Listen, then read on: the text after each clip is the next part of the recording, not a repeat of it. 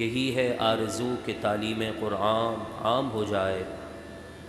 ہر پرچم سے اونچا پرچم اسلام ہو جائے، سارے جہاں میں قرآن کا پیغام سنا کر دم لیں گے، سارے جہاں میں قرآن کا پیغام سنا کر دم لیں گے، ہر نوجوان کو قرآن کا خادم بنا کر دم لیں گے، ہر نوجوان کو قرآن کا خادم بنا کر دم لیں گے۔ اللہ تبارک و تعالی ہمیں اس مشن کے تحت اپنی زندگی گزارنے کی توفیق عطا فرمائیں، اور ہمیں قرآن پاک سے سچی الفت اور محبت، قرآن کی خدمت، قرآن کو سمجھنا، قرآن کا تفہیم اور اس کا تفہم رب العالمین ہم سب کو نصیب فرمائیں۔ میرے پیاروں محترم بھائیوں، جمعۃ المبارک کے ان مبارک لمحات میں ہم رسول اللہ صلی اللہ علیہ وسلم کی پیاری سیرت کو سماعت کر رہے ہیں، اور یہ خوش نصیبی ہے ہماری کہ اللہ کے محبوب نے اپنی سیرت سننے کے لیے ہم مٹھی بھر مسلمانوں کو جمع ہونے کا شرف عطا فرمایا۔ لیکن آج چونکہ ہمارا عنوان سیرت مصطفیٰ صلی اللہ علیہ وسلم سے ہٹ کر ہے، یوں کہہ لیجئے کہ سیرت مصطفیٰ کا اہم پہلو بھی ہے کہ حضرت عائشہ رضی اللہ تعالی عنہا سے پوچھا گیا کہ اے ام المؤمنین، ذرا حضور کے اخلاق، حضور کا کردار، حضور کی سیرت کے بارے میں گفتگو کیجیے، ہمیں بتائیں کہ حضور کا اخلاق کیسا تھا، حضور کا کردار کیسا ہے۔ تو سوال کرنے والے سے حضرت عائشہ نے پوچھا کہ کیا تو نے قرآن نہیں پڑھا؟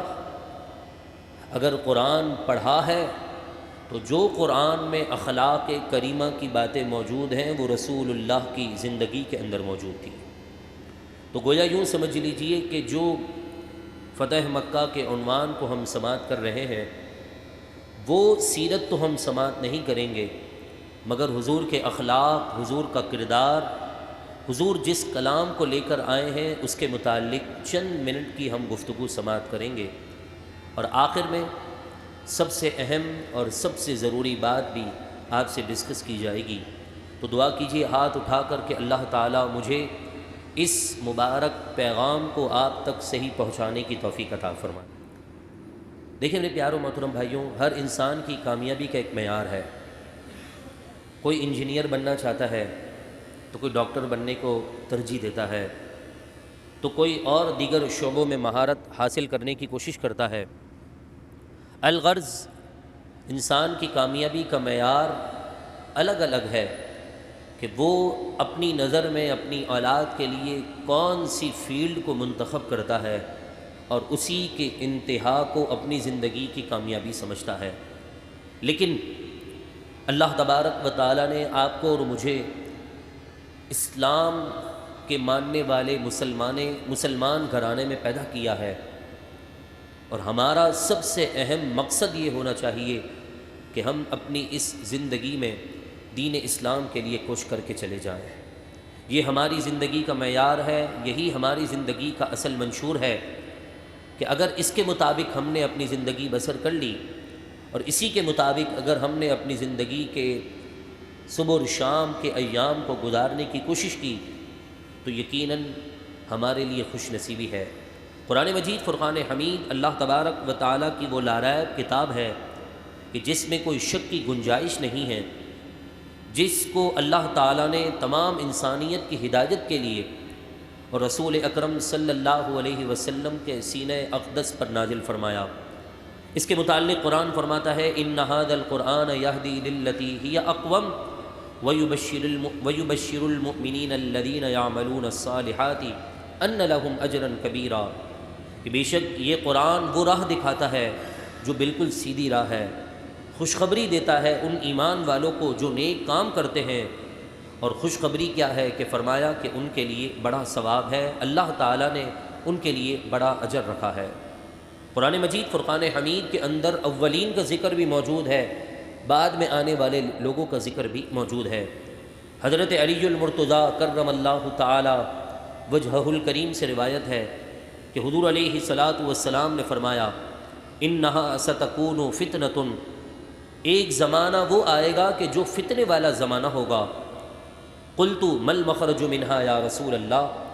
حضرت علی فرماتے ہیں کہ میں نے حضور سے پوچھا کہ بتائیے کہ اس فتنے والے دور میں انسان کیسے بچ سکتا ہے، اس فتنے سے کیسے نکل سکتا ہے؟ قال، اللہ کے محبوب علیہ الصلاۃ والسلام نے ارشاد فرمایا کتاب اللہ، وہ اللہ کا کلام ہے، فیہ نبأ ما قبلکم وخبر ما بعدکم وحکم ما بینکم، اور یہ کلام اللہ ایسا عظیم رب کا کلام ہے کہ جس میں تم سے پہلے لوگوں کی باتیں موجود ہیں اور تمہارے بعد میں آنے والوں کی خبریں موجود ہیں، اور اس کے اندر اللہ تبارک و تعالی نے اہم باتوں کے فیصلے رکھ دیے ہیں۔ هو الفصل لیس بالہزل، یہ ایک قول فیصل ہے، کوئی مذاق کی بات نہیں۔ من ترکہ من جبار قسمہ اللہ تعالی، تو جو شخص قرآن مجید فرقان حمید کو چھوڑ دے اپنی جان پر ظلم کرتے ہوئے کہ ظالم اگر اسے ترک کر دے تو اللہ تبارک و تعالی اس کی گردن توڑ دے گا۔ ومن ابتغى الہدی فی غیرہ، اور جو قرآن کے ذریعے سے ہدایت تلاش کرنے کے بجائے کسی اور چیز کے ذریعے ہدایت تلاش کرے، اضلہ اللہ، اللہ اسے گمراہی کے سمندر میں غرق کر دے گا۔ وہو حبل اللہ المتین، اور یہ اللہ تبارک و تعالیٰ کی سب سے مضبوط اور بہترین رسی ہے، حبل المتین ہے۔ اسی کے متعلق اللہ کے نبی علیہ الصلاۃ والسلام کا ایک اور فرمان موجود ہے کہ فإن هذا القرآن سبب، یہ قرآن ایک رسی ہے، طرفہ بید اللہ، جس کا ایک کنارہ اللہ کے دست قدرت میں ہے، وطرفہ بایدیکم، اور دوسرا کنارہ تمہارے درمیان ہے، تمہارے ہاتھوں میں ہے، فتمسکوا، اس کو مضبوطی سے تھام لو، فإنکم لن تضلوا، اس کو تھامنے والا کبھی گمراہ نہیں ہوتا، ولن تہلکوا بعدہ ابدا، اور کبھی بھی اس کو تھامنے والا ہلاکت میں کبھی نہیں پڑ سکتا ہے۔ یعنی قرآن کے ساتھ نسبت جوڑنے والا شخص گمراہی سے بھی محفوظ ہے، ہلاکت سے بھی محفوظ ہے۔ قرآن مجید فرقان حمید کی تلاوت کی بے شمار برکتیں ہیں۔ قرآن پاک کے 4 حق ہیں ایک مسلمان پر۔ ایک، پہلا ایمان لانا، دوسرا قرآن مجید فرقان حمید کی تلاوت کرنا۔ اس کے متعلق حضرت عبداللہ ابن مسعود رضی اللہ تعالی عنہ سے روایت ہے کہ یقول، آپ فرماتے ہیں کہ قال رسول اللہ صلی اللہ تعالی علیہ وسلم، کہ اللہ کے نبی علیہ الصلاۃ والسلام نے ارشاد فرمایا، من قرأ حرفا من کتاب اللہ، جو اللہ کے کلام، اللہ کی کتاب کا ایک حرف پڑھتا ہے، فَلَهُ بِهِ حَسَنَةٌ، اس کے لیے اللہ تبارک و تعالیٰ کی جانب سے نیکیاں ہیں، اجر و ثواب ہے، وَالْحَسَنَةُ بِعَشْرِ أَمْثَالِهَا، اور ایک حرف کے پڑھنے کا ثواب 10 نیکیوں کے برابر ہے۔ لا اقول، نبی مکرم صلی اللہ علیہ وسلم فرماتے ہیں میں نہیں کہتا کہ الف لام میم حرف، کہ الف لام میم ایک حرف ہے، بلکہ فرمایا ولیکن الف حرف ولام حرف ومیم حرف، فرمایا کہ لام یعنی الف لام میم الگ الگ حرف ہے، کہ الف ایک الگ حرف ہے، لام ایک الگ حرف ہے، میم ایک الگ حرف ہے، کہ گویا کوئی الف لام میم تلاوت قرآن کی غرض سے پڑھے اللہ اسے 30 نیکیاں عطا فرما دیتا ہے۔ اس دور میں 30 روپے کمانا بھی بڑا دشوار ہے، پروفٹ حاصل کرنا 30 روپے کا، اس کے لیے بہت سے مال اور بہت سی چیزوں کو سیل کرنا پڑتا ہے، پھر 30 روپے کا پروفٹ حاصل ہوتا ہے، مگر یہاں صرف الف لام میم پڑھنے سے 30 نیکیاں حاصل ہو رہی ہیں، رب کا قرب مل رہا ہے۔ ایک موقع پر اللہ کے نبی علیہ الصلاۃ والسلام نے فرمایا کہ جس کی یہ تمنا ہو، آرزو ہو کہ وہ اپنے نبی مکرم صلی اللہ علیہ وسلم کا دیدار کرے، تو اس کے لیے اللہ کے نبی نے وظیفہ عطا کر دیا کہ نبی مکرم اپنے نبی کا دیدار کرنے والا متمنی شخص، تمنا کرنے والا شخص قرآن کو کھولے، قرآن کے صفحوں کو دیکھتا رہے تو گویا وہ اپنے نبی کے چہرے کی زیارت کر رہا ہے۔ اتنا بڑا ثواب قرآن کو دیکھنا، پڑھنے پر ایک ایک حرف پر 10 نیکیاں، اور پھر فرمایا کہ جس کی یہ خواہش ہو کہ وہ اپنے رب سے باتیں کرے تو اسے بھی چاہیے کہ وہ قرآن پڑھے، اور جس کی یہ تمنا ہو کہ رب اس کی باتوں کا جواب دے تو اسے چاہیے کہ وہ اللہ اکبر کہہ کر نماز کی نیت باندھ لے۔ وہ تلاوت کرے گا تو رب سے باتیں کر رہا ہے، اور دیگر تسبیحات پڑھ رہا ہے، سجدے میں ہے، تو گویا رب اس کی باتوں کا جواب ارشاد فرما رہا ہے۔ ایک طرف آپ پوری رات دعائیں مانگتے رہیں اور گر گراتے رہیں کہ یا اللہ مجھے یہ نعمت عطا فرما دے، مجھے یہ نعمت عطا فرما دے، مجھ پر یہ کرم کر دے، مجھے یہ عطا فرما دے۔ دوسری طرف ایک بندہ مسلسل تلاوت قرآن میں مشغول رہے، قرآن کو سمجھنے اور سمجھانے میں مشغول رہے۔ میرے رب کا ارشاد ہے، نبی کریم صلی اللہ علیہ وسلم کے ذریعے سے ہمیں یہ پیغام ملا کہ رب دعا کرنے والے کی دعا ضرور سنے گا، مگر جو قرآن کی تلاوت میں فہم قرآن میں مشغول ہے، دعا کرنے والے سے زیادہ اللہ تبارک و تعالی اسے عطا فرما دے گا۔ اندازہ لگائیے، قرآن کو سمجھنا، قرآن کی بات کرنا، قرآن کے مطابق اپنے آپ کو ڈھالنا اور قرآن کے پیغام کو عام کرنا کتنا اجر و ثواب اور کتنی برکتوں کی بات ہے۔ تو دوسرا حق تلاوت قرآن ہے، اور تیسرا فرمایا قرآن کا حق یہ ہے کہ قرآن کو سمجھا جائے۔ قرآن کو سمجھنے کے متعلق رسول اللہ صلی اللہ علیہ وسلم کے بے شمار فرامین موجود ہیں۔ قرآن کی آیت پارہ نمبر 26 سورہ محمد آیت نمبر 24، اللہ کا کلام ارشاد فرماتا ہے افلا یتدبرون القرآن ام علی قلوب اقفالها، کیا یہ وہ ہیں جو قرآن کو نہیں سمجھتے یا پھر ان کے دل پتھر سے زیادہ سخت ہو چکے ہیں؟ قرآن کو سمجھنے والے کا دل نرم ہو جاتا ہے، اور جو قرآن سے اپنے آپ کو دور کر دیتا ہے اس کا دل ایسا سخت ہوتا ہے کہ وہ کبھی ماں پر ہاتھ اٹھاتا ہے، کبھی باپ کو گالیاں دے رہا ہوتا ہے دولت کی خاطر۔ یہ سب کیوں ہوتا ہے؟ کیونکہ وہ بندہ قرآن سے دور ہے۔ قرآن کو سمجھتا تو اپنے مسجد کے خادمین، مؤذنین اور نسبت قرآن سے وابستہ لوگوں کی عزت کرتا، تعظیم کرتا۔ قرآن نے فیصلہ کر دیا کہ ایسا شخص جو اپنے دل کو پتھر سے زیادہ سخت کیے ہوئے ہے، اس کی علامت یہ ہے کہ وہ قرآن مجید فرقان حمید سے دور ہے۔ جس طرح لوہے کو زنگ لگ جاتا ہے نا، میرے نبی علیہ الصلاۃ والسلام نے فرمایا ایسے ہی دل کو بھی زنگ لگ جاتا ہے۔ گناہ کرتے ہیں ایک ڈاٹ لگ جاتا ہے، دوسرا گناہ کرتے ہیں دوسرا نقطہ لگ جاتا ہے۔ توبہ اور استغفار اور قرآن کی تلاوت نہ کریں تو وہ دھبا مٹتا نہیں ہے، ریموور نہیں ہے اس کے اندر۔ اگر آج کوئی طالب علم انک پین سے لکھتا ہے اور غلطی ہو جائے تو ریموور سے وائٹوں سے مٹا دیتا ہے۔ ریموور یا پھر وائٹوں کا کام تلاوت قرآن ہے، کہ قرآن کی تلاوت کرنے سے، قرآن کے معاملات میں غور و فکر کرنے سے، قرآن کو سمجھنے سے اللہ تبارک و تعالیٰ دلوں کی کالاہٹ کو مٹا دیتا ہے۔ تو فرمایا جس طرح لوہے کو زنگ لگ جاتا ہے ایسے ہی دل کو بھی زنگ لگ جاتا ہے۔ یا رسول اللہ، دل کی زنگی، یہ جو دل زنگ آلود ہو چکا ہے، اس کا زنگ کیسے ختم کیا جائے؟ میرے محبوب نے جہاں اور طریقے بتائے، ان میں سے ایک طریقہ یہ بتایا کہ کثرت کے ساتھ قرآن پڑھو، اور قرآن کی تلاوت کا ثواب دگنا چاہتے ہو تو اس سے سمجھو۔ تو فرمایا کہ جو کثرت کے ساتھ تلاوت قرآن میں، قرآن کی تفہیم میں سمجھنے اور سمجھانے میں مشغول ہوتا ہے، اللہ تعالیٰ اس کے دل کو قرآن کی برکت سے پاک و صاف فرما دیتا ہے۔ تو تیسرا قرآن مجید فرقان حمید کا حق یہ ہے کہ اس کو سمجھا جائے۔ آج میری آپ کی ضمیروں سے ایک بہت اہم بات پوچھنے لگا ہوں، ایک ضمیر سے سوال ہے، مجھے بتائیے، ہم نے انگریزی اتنی پڑھی کہ ہمارے یہاں پر اب ہم انگریزوں کے بچوں کو ٹیوشن دے سکتے ہیں، ہم نے میتھس کے اصول اتنے حاصل کر لیے کہ اب ہم وائٹ بورڈ یا بلیک بورڈ پر کھڑے ہو کر میٹرک کے students, first year second years کو ہم اکاؤنٹس اور میتھس پڑھا سکتے ہیں۔ ہم نے دیگر اور عنوانات پر اتنی مہارت حاصل کر لی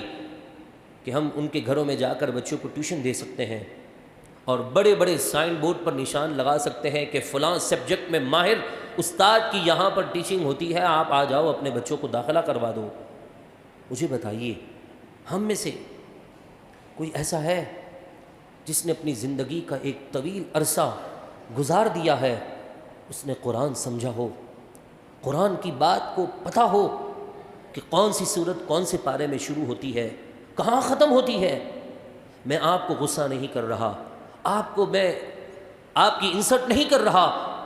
مگر آپ یہ سمجھیں کہ میں کس گہرائی میں جا کر آپ سے بات کرنے لگا ہوں۔ غور تو کریں ذرا، پہلے تو داڑھی آئی نہیں، اب داڑھی آ کر بلیک ہو کر وائٹ ہو گئی، سفید ہو گئی، مگر ہم اپنا دل صاف نہ کر سکے، اپنی پیشانیاں قرآن کے نور سے چمکوا نہ سکے۔ اس کے اندر قصور مولوی کا تو نہیں ہے، اس میں قصور بچوں کا تو نہیں ہے، اس میں قصور ماں باپ کا تو نہیں ہے، قصور تو آپ کا اپنا ہے نا، کہ آپ نے زندگی کے لیے جس آدمی نے، جس دنیا نے آپ کو 8 گھنٹے اپنے درمیان نہیں رکھنا، آپ نے اس بندوں کے لیے اپنی زندگی وقف کر دی ہے، جس کو دیکھو جی کاروبار میں مشغول ہوں، وقت ہی نہیں ملتا جی قرآن سمجھوں، نماز پڑھوں، جس کو دیکھو جی کام میں مشغول ہوں، ڈیوٹی اتنی لمبی ہے، دنیا دنیا دنیا ہی دنیا کر رہے ہیں۔ اب زندگی کے چند ایام رہ چکے ہیں، دیکھیے آپ نے کل کا ایک سانحہ ہو گیا کہ اس میں ایک نوجوان کو پتہ تک نہیں ہے کہ میری موت اگلے ہی چند سیکنڈوں میں لکھی ہوئی ہے۔ بچہ پکار پکار کر کہہ رہا ہے، بابا جان آنکھ کھولو، بابا جان آنکھ کھولو۔ مجھے بتائیے اس نوجوان کو کیا معلوم تھا کہ میری زندگی کے چند سیکنڈ باقی ہیں؟ ایسے ہی شہر کراچی کا حال ہے، کب کون آ کر لوٹ کر چلا جائے اور جاتے جاتے ایک فائر کھل جائے اور ہم وہیں ڈھیر ہو جائیں۔ زندگی کا کسی کو کوئی علم نہیں ہے، زندگی بیکار نہ گزر جائے۔ لہذا قرآن مجید فرقان حمید کے حقوق کو جہاں ہم سمجھ رہے ہیں، وہاں اپنی نیتوں کو، اپنے ارادوں کو پختہ کریں کہ جب میں ایمان لے آیا ہوں قرآن پر، تلاوت قرآن کا جذبہ بھی رب نے مجھے دے دیا ہے، میں قرآن سمجھ بھی رہا ہوں، تو بس اب قرآن کی تعلیمات میں عام بھی کر دوں۔ لہذا قرآن مجید فرقان حمید کو سمجھنے کا ثواب کیا ہے؟ حضرت امام غزالی رحمۃ اللہ تعالیٰ علیہ اپنی کتاب احیاء العلوم کتاب الفقر اس باب کے اندر اس چیپٹر میں فرماتے ہیں، تفکر ساعۃ خیر من عبادت سنۃ، فرمایا کہ جو شخص ایک لمحے کے لیے قرآن کی ایک آیت پر غور کرتا ہے، اللہ تبارک و تعالیٰ اسے 1 سال کی نفلی عبادت سے بہتر ثواب عطا فرما دیتا ہے۔ شیطان بھی آیا تھا نا، اس نے کہا تھا کہ میں جو ہے وہ ایک کثرت کے ساتھ عبادت کرنے والے کے پاس گیا اور اسے کہا کہ جی دیکھو یہ چھوٹی سی سوئی ہے۔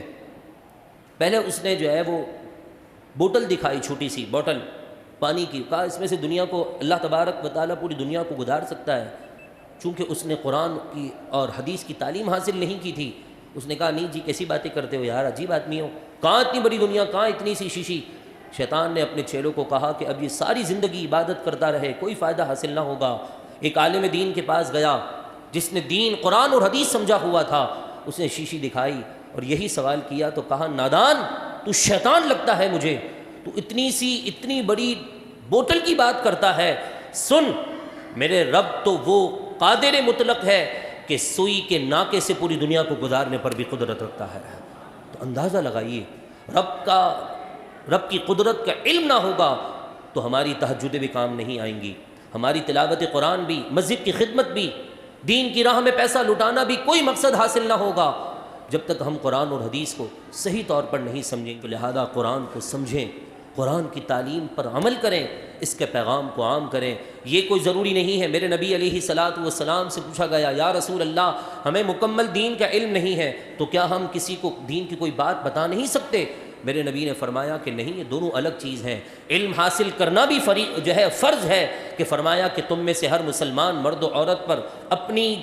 معاملات کا علم مکمل حاصل کرنا تم پر یہ فرض ہے، اور کہا تبلیغ دین کرنا، قرآن کی دعوت عام کرنا، قرآن کے پیغام کو عام کرنا یہ الگ فریضہ ہے۔ ایک میں اگر کوتاہی ہے تو دوسری انسان پورا کر لے۔ لہذا ہمیں چاہیے کہ ہم قرآن کی دعوت عام کریں، قرآن کے ساتھ اپنا مضبوط رشتہ کر لیں، اس کی برکت کیا ہوگی؟ جب دنیا سے جا رہے ہوں گے چہرہ بھی چمک رہا ہوگا، قبر سے قرآن پاک کی تلاوت کی آواز آ رہی ہوگی، اور قیامت کے دن کے متعلق میرے محبوب نے فرمایا کہ قرآن خود رب تعالیٰ کی بارگاہ میں جا کر عرض کرے گا، مولا اس فلاں بندے نے اپنی نیند کی قربانی دی، اپنی جاب کی قربانی دی، اپنے پیسوں کو نہیں دیکھا، اولاد کو ایک طرف رکھا، تجھے تیرے کلام کو سمجھنے کے لیے اپنی نیند کی قربانی دے کر سمجھنے کے لیے آ گیا تھا۔ اب میں تجھ سے یہ عرض کرتا ہوں، تیری بارگاہ میں یہ سوال کرتا ہوں کہ تو اس قرآن سے محبت کرنے والے انسان کی، قرآن کی خدمت کرنے والے انسان کی، قرآن کی کثرت کے ساتھ تلاوت اور اس کو سمجھنے والے انسان کی بخشش اور مغفرت فرما دے۔ میں اس کے حق میں سفارش کرتا ہوں۔ غیب بتانے والے نبی کا فرمان ہے، اللہ تعالیٰ قیامت کے دن قرآن کی شفاعت اس بندے کے حق میں قبول فرما لے گا۔ دنیا میں بھی عزت،